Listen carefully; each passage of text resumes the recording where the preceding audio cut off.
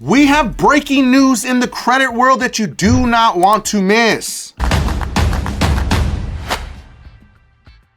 What if I told you one credit card just got shut down overnight? Another card is offering 5% cash back on groceries, and Chase just quietly changed how you can earn up to 10 points per dollar on dining. And here's the wild part.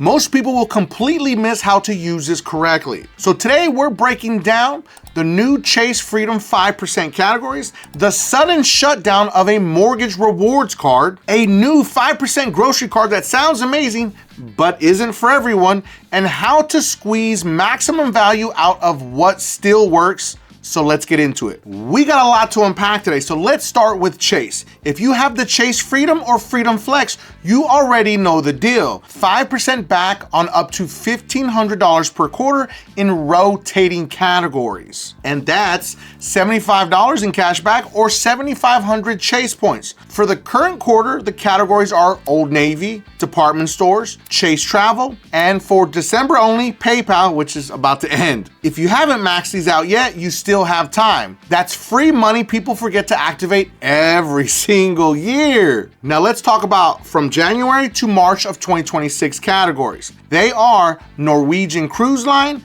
Dining, the American Heart Association donations, and let's be honest, two of these are incredibly niche. Unless you're booking a cruise right now or making recurring charity donations, those categories won't move the needle. But dining, that one truly matters. So here's how people mess this up. On the Freedom Flex, dining already earns 3x. When dining becomes a 5% category, Chase stacks it like this. You have a 3x base and a 4x bonus, which equals 7 points per dollar, which is crazy. But here's the advanced move most people don't know. You can stack multiple reward ecosystems on the same swipe. When you combine Chase Freedom Flex Dining and a linked dining rewards network, you go from 7 points, now you can earn up to 10 points per dollar across programs. And since Chase points transfer to airlines and hotels, that's where the real value is. This is how everyday spending quietly turns into free flights. Now let's talk about the biggest news, which is super disappointing. The Mesa credit card is done. No warning, no gradual shutdown,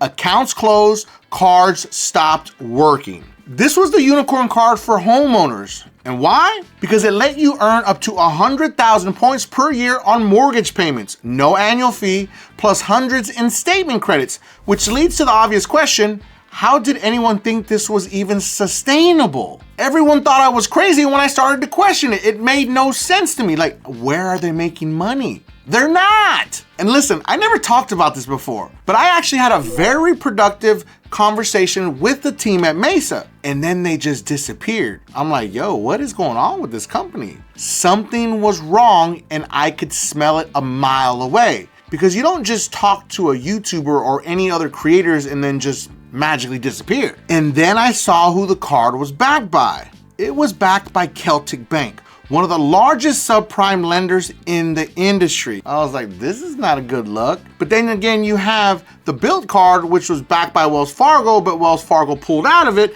There's gonna be massive changes going into 2026 for the actual Built card. So here's the problem with mortgage rewards. Mortgages are massive payments. Margins are razor thin and interchange fees don't support rewards. It was weird that Mesa didn't even require you to pay the mortgage with the card. They just tracked your bank payment and issued points. That's not rewards, that's a venture capital experiment. And we've seen this before. Because as I said earlier, even Built struggled with sustainability in the rent space. That's just the rent space. Mortgage rewards sound incredible, but the math almost never worked long term. Mesa shutting down confirms that, because the math ain't mathin'. Now next up is a rare win. The Freedom Unlimited is currently offering $300 back or just spend $500, that's effectively a 60% return on required spend. Now, normally this card offers $200 to $250. This is one of the strongest no annual fee bonuses Chase offers, and it pairs perfectly with your Freedom Flex or Sapphire cards. Even if you don't love 1.5x cards, this bonus is hard to ignore. Now let's talk about the headline grabber, the new 5% grocery card from SoFi. Yes, you heard me right. Unlimited 5% at grocery stores. That's huge. But of course, there are two catches. I want to give a special shout out to all my beasters out there that are working hard to fix their credit using Dispute Beast, the most advanced AI credit repair software ever created that comes with a 110% money back guarantee. But specifically to Luis. Luis's credit score went up 261 points after just one round with Dispute Beast. And Jency's credit score went up 225 points after just one round with Dispute Beast. But let's not forget James. James's credit score went up 207 points after just one round with Dispute Beast. Dispute Beast link is going to be in the video description and pinned at the top of the comments for anyone that needs to fix their credit. You must be a SoFi Plus member. The card earns nothing outside of groceries. No 1%, no fallback rewards. This card only makes sense if you already pay for SoFi Plus, you spend heavily at grocery stores, otherwise it's extremely one-dimensional. But let's be honest,